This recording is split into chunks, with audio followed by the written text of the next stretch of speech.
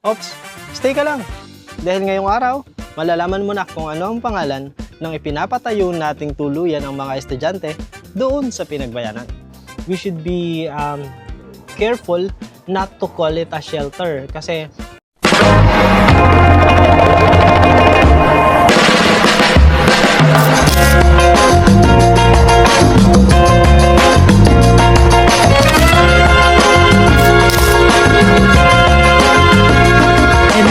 magandang araw po sa inyong lahat.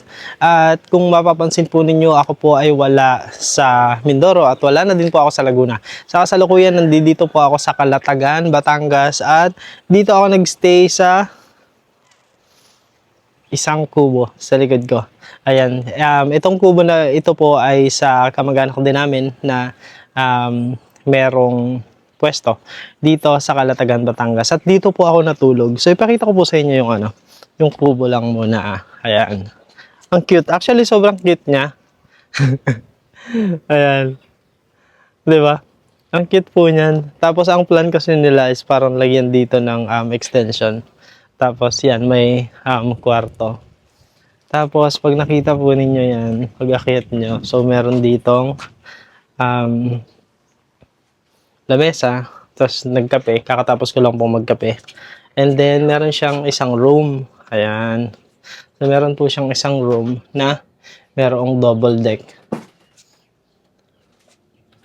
Tapos pwede po siyang lagyan ng aircon doon sa area na yon kung gustong palagyan ng may-ari. So, dito po ako natulog ngayong araw. Ayan, sigurado po ako na syempre karamihan sa atin or halos lahat sa atin ay masaya na, mas magaang na ang pakiramdam pagkatapos ng mga development na nangyari na itong mga nakaraang araw. Balik sigla ang mga fans ng buong Pugong Biyahero team and of course yung mga supporter na talaga namang hindi bumitaw at sama-sama na nagpray para sa ikaayos ng sitwasyon ng buong Pugong Biyahero team. Kaya naman po, you all have our deepest gratitude. Kasi dito sa mga nakaraang araw, pinakita po ninyo kung gaano po yung concern ninyo doon sa Pugong Biyahero team. Kaya naman maraming salamat po. At ngayong araw nga po, gaya po ng aking nasabi sa aking nakaraang video, ang susunod na video ko po ay tungkol naman doon sa pangalan ng magiging tuluyan ng mga estudyante doon sa Pinagbayanan. Kaya naman ngayon ay isa-isahin po natin yung mga suggested names ng ating mga viewers and subscribers. Sige po, hanapin ko lang sandali yung ating video na yon. So, yun po yung video na kung saan inas ko po kayo na magbigay ng inyong mga suggested names. And nakakatuwa po kasi ang dami-dami na nagbigay ng kanilang mga suggestion. Eto, yung sinabi ko dito na pangalanan mo challenge. Ayan. Ito po yung video na kung saan in-announce natin na umabot na sa over 90,000 noong panahon na yon yung natanggap natin na sponsorship. And as of my last video, umabot na po tayo ng 180,727 pesos. So yun na po yung total na inabot. Ngayon, isa-isahin po natin yung mga binigay naman or mga sinuggest naman na names. Ayan, wow. Galing kay Ma'am at Jing Batis. Shelter of Hope. Wow. Shelter of Hope. Kasi nga, bilang maraming mga estudyante natutuloy doon sa lugar na yon, I think yung hope, kasi mabubuo yung hope doon sa shelter na yon. Ayan, so another name naman po nang galing naman kay Ma'am at Renly Magalub. Sabi niya, for me is safe haven. Wow, safe haven. Ang ganda. Kasi haven is parang, yung safe haven is parang isang lugar na kung saan ang pakiramdam mo is safe ka, you're protected. So, maganda. Safe haven. Maraming salamat po, Ma'am Renly. Hanap pa tayo ng iba. Best name for your shelter. Ito naman. Ang galing naman kay Ma'am at Glyceria. Kilap. Sabi niya is, for my suggestion is, youth homeless team cause cause of your generosity to help in your place as a charity vlogger, especially a poor person here in the Philippines. God bless. Ayan, Youth Homeless Team. Yun naman po ang kanyang suggested name. Thank you po for that, Ma'am Glyceria Kilap Kilap. Ayan. Another one, maghanap pa tayo ng ibang suggested names.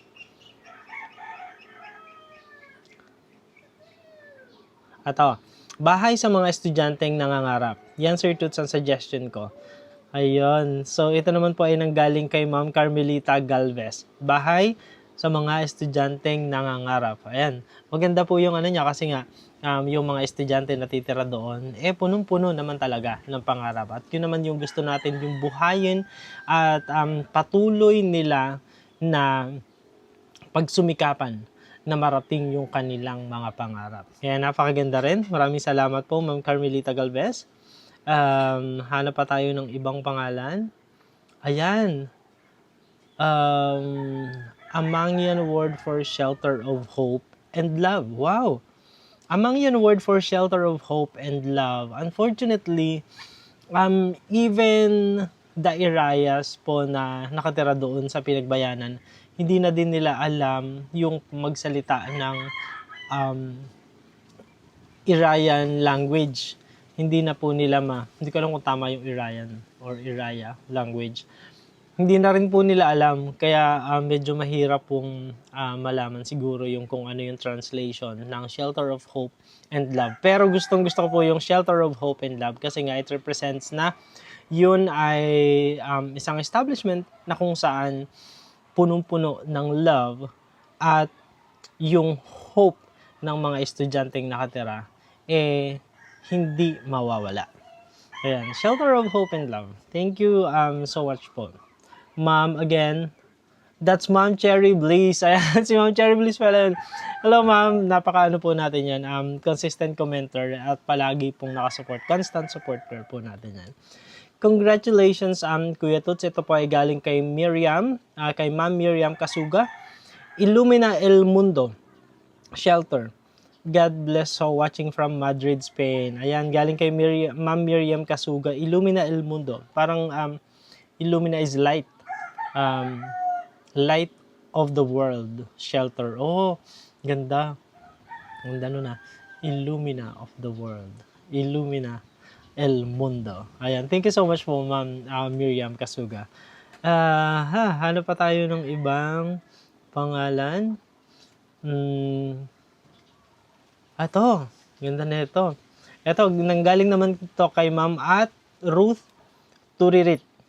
Ayan, sabi niya, congratulations, Mr. Jason. More blessings to sponsors, views, and subscribers to come because you are truly a good person. You deserve it. Para sa akin, suggested name is Shelter of Dreams or Tahanan ng mga batang may pangarap. God bless po. Ayan, parang yung mga names na binibigay nila is parang magkakatono. Kasi yun, Shelter of Dreams, Tahatan ng mga batang nangangarap, Shelter of Hope, Shelter of Love. So, parang doon talaga na focus yung pangalan. Pero ang gaganda po. Kasi talagang meaningful. And kumbaga, it embodies the purpose of the establishment. Ito naman, galing naman to kay Ma'am at Lina Grado. Abot kamay tahanan. Wow. Abot kamay. So, parang pangarap din. Parang reach for your dreams. Parang yun. Once you reach for your dream, so yun, abot kamay. Naabot mo yung yung pangarap. Ayan. Ito rin, galing kay at L300M, Shelter of Hope. Then, yung kanyang suggestion. Ito naman, galing kay Ma'am at Eden Herrera, Pinagbayanan Student Educational Shelter. Ayun, kasi nga Pinagbayanan po yung lugar, kaya naman yun yung naisip ni Ma'am Eden, Pinagbayanan Student Educational Shelter. Thank you so much po, Ma'am Eden. Ito, ang ganda din ito. At Yoli Oralio, House of Charity Island. Ganda, di ba? Kasi ang bahay nga naman yon, and the purpose of The house is charitable and it resides in an island. So, House of Charity Island. Ganda. Ganda din. Ayan, ang gaganda po. Eto naman, nanggaling naman to kay Ma'am at Amelia Di Mayoga. Bahay Aral Mangyan Shelter. Oh, 'di ba? Ito naman very specific talaga na sinasabi niya kung para kanino yung shelter na 'yon. So, Bahay Aral Mangyan para kanino at para saan? Yung establishment na yan. So, Bahay Aral Mangyan Shelter. Uy, ito gusto ko rin to. Parang napaka-meaningful nito. Galing kay Ma'am at LV Masigon, Yakap Shelter. 'Di ba? Ano pang hahanapin mo pag may yumakap na sa iyo? Ibig sabihin, yung yakap is gesture of love, gesture of care. So, kaya maganda din, Yakap Shelter. 'Di ba po? Ito ay gusto ko rin to. May mga common word na lumalabas, kaya nakakatuwa. Ito, nanggaling naman kay at Hisun, Batang Mangyan Safe Haven Shelter. Ayan. Ganda nung no? Ganda po nung safe haven na term, no? Kasi, kumbaga, yun nga, one of the reasons kasi kung bakit natin gagawin yung establishment na yun is to make the students safe, lalo pa nga dun sa mga pagkakataon na masama yung panahon at kailangan nilang magbalik-balik ng kanilang tahanan papunta dun sa school, which is not safe for them to do it. Kaya natutuwa ako dun sa sa safe haven na warden. Eto, galing yan kay at Hisun, Batang Mangyan Safe Haven Shelter. Ayan. Ito galing kay Ma'am at Leonila Garcia, Bahay Pangarap po. Ayan. Bahay Pangarap. Very short and sweet lang. Bahay Pangarap. Kasi it represents dreams of those students. Kaya maganda. Bahay Pangarap. Galing po yan kay Ma'am at Leonila Garcia. Hoy, ito ganda na to. At Twilight 73, ang sabi niya ay tahanang pinagpala. A blessed home. 'Di ba? Ganda. Tahanang pinagpala. A blessed home. Ayan, yan po yung lagi natin na pinipray, no? Na each of us, sana palagi tayong i-bless ni Lord. So, kagaya nitong establishment na ito, ang gusto niyang, ang suggested name niya is Tahanang Pinagpala. Ganda. Ayan, ito naman, kay Ma'am Esther Raboy, Hope House. Hope, ayun, nandun pa rin ang word na hope. So, pag-asa naman ito. Ito, galing din kay at CMPB2889, Toots Bahay ng Pangarap. Ayun, parang kapareho din ng kay Ma'am. Or, Munting Bahay ng Mga Pangarap. Oh, ganda. Ganda ng Munting Bahay. Kasi nga, it's not a huge establishment. Kumbaga, gaya nga ng sabi natin, it's a simple house, it's a simple establishment para sa mga bata na estudyante. So, yun, Bahay ng Mga Pangarap. Thank you so much po. Ay, eto. Ganda to. Leonardo Atendido, galing kay Sir Leonardo Atendido. Ang sabi niya is the Good Samaritan Shelter. Very nice. From the Bible. Di ba meron pong story sa Bible nung the Good Samaritan. So, I think it's, yun siguro yung naisip ni Sir Leonardo na maganda. Kasi angkop siya na ipangalan din doon sa establishment na yan. So, the Good Samaritan Shelter. Thank you so much po, Sir Leonardo Atendido. Ito naman kay Ma'am at Rowena Famitangco, Toots Dreamers Shelter. Dreamers Shelter. May pangalan ko. Yung isa po sa mga sinabi ko dun sa last na video natin ay huwag po sanang lalagyan ng aking pangalan dahil ito naman po ay hindi akin. Ito po ay nanggaling po sa ating mga sponsors. Ito po ay nanggaling po sa ating mga viewers and subscribers. Ito po ay galing po sa ating lahat. So, I don't think it's fair na ipangalan po siya sa akin. Though I appreciate naman the gesture, pero yun po. Let's have the name embody its purpose. Yun po siguro yung nais ko din na maging pangalan ng establishment. So, yan. Pero thank you po. At Amelia Di Mayoga. kanlungan ng mga katutubong mag-aaral. Kanlungan. Kanlungan is parang ano to, no? Parang sanctuary. 'Di ba? Parang gano'n. Sanctuary po kasi offers protection. It offers peace, um, parang safe haven, yung sanctuary, no? So, parang yan. Kanlungan ng mga katutubong mag-aaral. Wow, nice, very nice. Thank you so much, Ma'am at Amelia Di Mayoga. Ayan po, kanlungan ng mga katutubong mag-aaral. Ganda. Okay, ito naman, galing naman kay at Feed the Hungry, Balay Tuluyan. Balay Tuluyan po yung kanyang suggested name. I think, Balay is bahay. Correct me if I'm wrong. Visayan word po yata yung balay. And then Tuluyan is Tagalog naman. So, ang ganda din. Ang ganda. At Feed the Hungry, Balay Tuluyan. Thank you so much for that suggestion. At G. Labradores, dormitoryo sa Pinagbayanan. Ito po name ng shelter. Ayun. Kasi nga parang the way kasi na mag-work yung establishment is like it's a dormitory type na hindi naman permanent yung mga bata doon na maninirahan. It's not going to be parang a permanent residence. Kasi po doon pumapasok yung parang DSWD na kapag ka naging ano siya, yung parang permanent na tuluyan and parang yung shelter talaga. And thank you po dun sa mga word of caution ng ating mga viewers na kung saan sinasabi nila na we should be careful not to call it a shelter. Kasi meron po kasing shelter, I think yung kay Daddy Frankie po yata yun, na kung saan ay kailangang umuwi nung mga beneficiary. I think yun po yung concern din ng ating mga viewers kasi iniwasan din nila na baka mangyari yun. Pero for this establishment po kasi, itong ipapatayo naman natin, is not going to be a permanent shelter. Kumbaga para siyang temporary na tutuluyan kasi sa weekend naman, uuwi naman yung mga estudyante dun sa kanilang mga tahanan.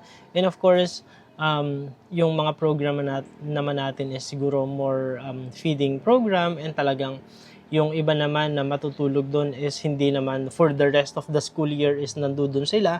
So, the establishment itself is permanent kasi nandun naman siya, hindi naman siya matatanggal. Pero as to kung sino yung titira, kung ilan yung titira, ano yung activity doon sa bahay na yon is not permanent. Those are temporary.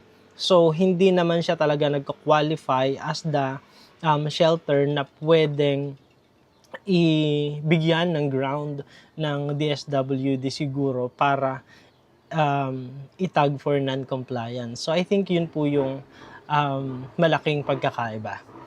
ASMOL, as in ASMOL, pero yun ay may kahulugan na a shelter made of love. May entry. Galing po yan kay Ma'am at Norma Gumas. Ganda, no? ASMOL. Ang gusto niyang ASMOL. Pero ang ibig sabihin niya is a shelter made of love. Wow. Grabe.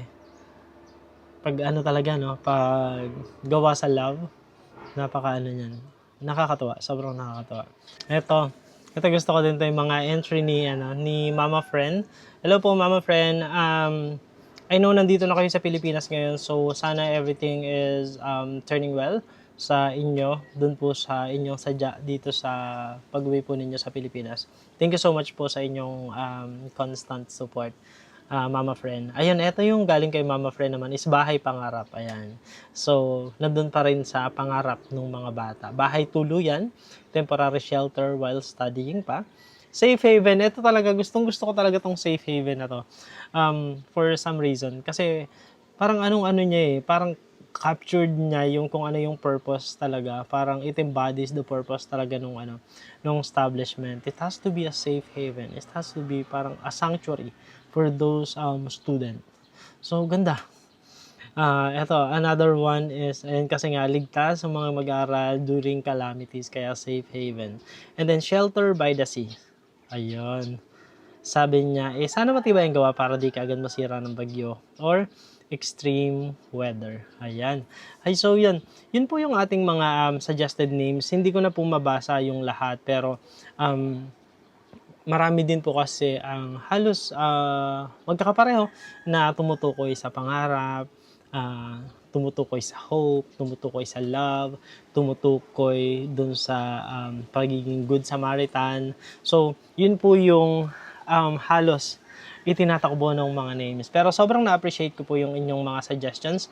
At ngayon nga po ay i-share ko na sa inyo kung ano nga ba ang final na pangalan ng ating establishment. So sa kasalukuyan, bigyan ko lang din po kayo ng update. Sa kasalukuyan po ay ongoing na yung pagpapagawa po natin ng septic tank. Though nandito pa po kasi ako sa Calatagan, pauwi po ako today at by tomorrow or the day after tomorrow, papunta na po ulit ako ng Pinagbayanan. Basta hindi po malakas yung alon, papunta na po ulit ako ng Pinagbayanan para ma-start na talaga na matutukan natin. Pero last week, bago po ako lumuwas ng Laguna, nandoon na po yung materyales para dun sa septic tank. Yan po ay pinagkatiwala ko dun sa pinsan ko, sa kay Kuya Bongbong na nandun sa Pinagbayanan. Yung pagbili ng mga materyales, and hinihingi ko lamang po yung resibo para na sa ganun ay maipakita ko din po sa inyo kung magkano yung aabutin ng ating ipinapagawang septic tank at yung mga susunod pa na gastos. So bukod po dun sa mga materyales na atin ng nabili para sa septic tank, na-order na din po natin yung mga kahoy na kakailanganin. Naibigay ko na din po sa kanila kung ano yung sukat ng mga kahoy na kailangan po natin. Though it takes some time bago ma-deliver yung kahoy. So yun lang po yung medyo may waiting time doon po sa ating ipapagawa. Pero as soon as we have the kahoy na, pwede na po yung ituloy-tuloy. And siguro, i-inform ko lang din po kayo kasi nga wala pong kuryente doon sa Pinagbayanan. So, ang isa siguro sa magiging gastos na baka maging medyo malaki is yung sa generator. Kasi yung sa pagpe-planer, yung pagkikinis po ng mga kahoy, kailangan po kasi noon ng kuryente. So, meron po doon na generator naman. Pero titingnan po natin kung ano ang paraan na magagawa natin para mas mura po tayo. Kasi syempre yung generator, gasolina po yun or crudo po yung ginagamit. Kaya baka medyo magkaroon ng konting kamahalan. Pero titingnan po natin kung meron po tayong magagawang paraan para mas mapamura pa siya. And then, another one is, kaya po nandito din ako sa Calatagan is kasi nga, magka-canvas na din po ako dito ng mga materyales. Dahil ang iniisip ko po kasi, gaya ng materyales na pinabili po natin doon para sa septic tank, yun po ay binili sa Abra de Ilog. Ngayon, ang iniisip ko po kasi, kung lahat ng bibilhin ay manggagaling doon sa Abra de Ilog, tapos ang maghahatid lang naman ay yung mga maliliit na motor, baka mas maging mahal pa yung transportation expense nung mga materyales kumpara sa kung dito na siya bibilihin sa Calatagan. Kaya na magka-canvas po ako ng sa iba-ibang hardware po dito para makita po natin kung mas makakamura ba tayo kung dito tayo bibili tapos mag-arkila na lang tayo ng isang mas malaki-laking bangka na kayang mag-travel from here, from Calatagan, papunta ng Pinagbayanan ng isang travel lang. Ibig sabihin, lahat ng mga materyales ay sama-sama na nandun doon para yung pag-rent natin nung isang sasakyan, mas makamura tayo. Kaysa po dun sa Abra de Ilog tapos maliit na bangka na balik-balik, baka mas maging mahal po yung kakalabasan nun. So, yun po yung tinitimbang, yun po yung titimbangin natin. Kaya after po natin mag-canvas, titignan po natin kung ano yung pwede na ibigay na quotation naman sa atin ng mga bangka na available, kung magkano kaya ang aabutin. Kung halimbawa na sila po ay ang magkakarga mula dito sa Calatagan, papunta doon diretso na sa Pinagbayanan. So yun po yung aalamin natin.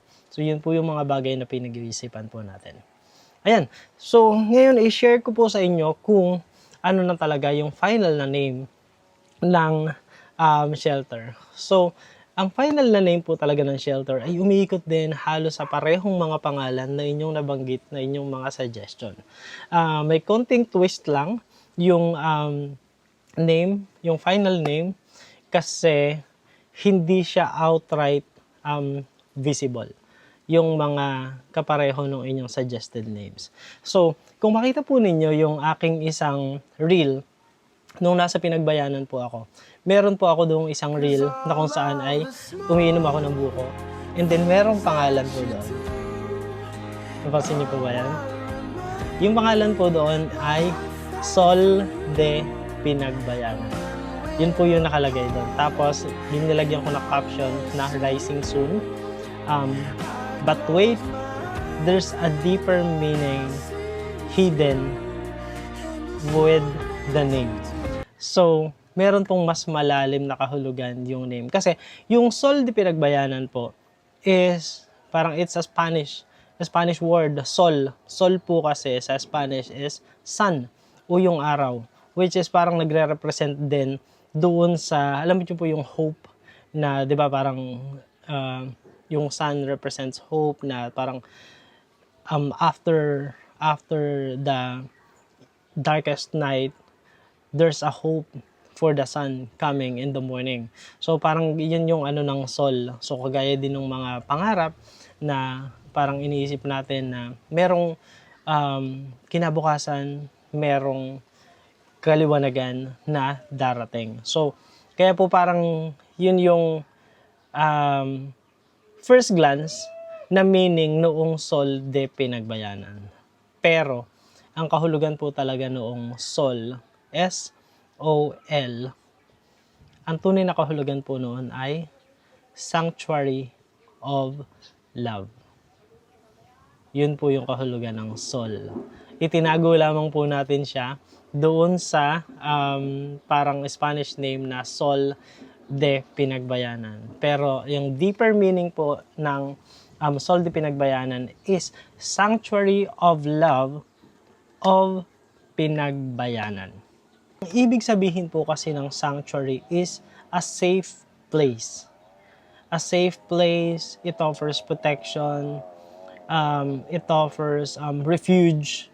So, kaya po naisip na natin na yung sanctuary is a perfect fit para dun sa pangalan ng establishment. Ano po ang masasabi ninyo dun sa pangalan ng ating establishment?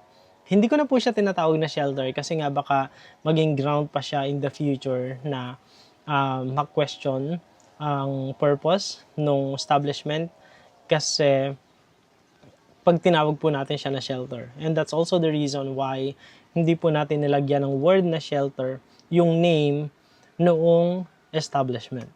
So, it doesn't sound like a shelter, but the meaning nung kung ano yung pangalan embodies the purpose po nung pagkakatayo ng establishment. Ayan. So, yan lang po mga kababayan. Let me know po sa comment section kung ano po ang tingin ninyo, kung ano ang inyong opinion doon sa pangalan ng establishment. At syempre pa, muli gusto ko po magpasalamat sa lahat po ng mga sponsors na siyang naging dahilan para talagang masimulan na natin itong ating proyekto para sa mga estudyanteng katutubo. And of course, sa atin pong dear viewers and subscribers na palagi at parating nag-aantabay, palaging tumatangkilik, nanonood ng ating mga videos, nanonood without skipping ads, nagsishare, nagko-comment, nagla-like. Maraming salamat po sa inyong lahat. At ramdam po namin ang inyong pagmamahal at palagi po namin nararamdaman yung inyong concern at yung inyong kagustuhan din na may sakatuparan ang proyektong ito.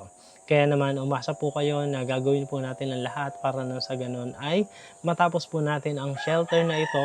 Kaya doble-dobleng pasasalamat din po dun sa mga sponsors na talaga namang dumadami at mas dumadami pa at nagsasabi talaga na this is just the first na support nila, pero in the coming months, talagang nandun pa rin yung kanilang suporta. Marami din po ang mga nag-pledge na ng monthly support. Ganun din yung mga nag-pledge naman ng mga like bigas, blanket, pillow para dun sa shelter. Kaya naman tuloy-tuloy ang blessing na dumarating galing kay Lord dahil alam din po siguro ni Lord na talaga namang very meaningful nung rason kung bakit po natin ito ginagawa. Muli po sa lahat ng mga nanonood, sa lahat po ng nagsusubscribe, sa lahat ng mga sponsors, sa inyo pong lahat na nakakapanood ng video na ito, you have my deepest gratitude. Maraming salamat po. Ito po ay para sa mga estudyante na katutubo. Ito po ay para sa kanilang mga pangarap. Ito po ay para mabago naman ang kwento ng mga estudyante na katutubo doon sa Pinagbayanan at sa mga karatig sitio. Muli po mga kababayan, kung nasa saang panig man po kayo ng mundo, magandang umaga, magandang tanghali, magandang gabi, magandang araw po sa inyong lahat. At ang lagi po naming prayers, tayo pong lahat ay i-bless ni Lord. God bless us all. And thank you everyone. May you have a good rest of your day. Thank you.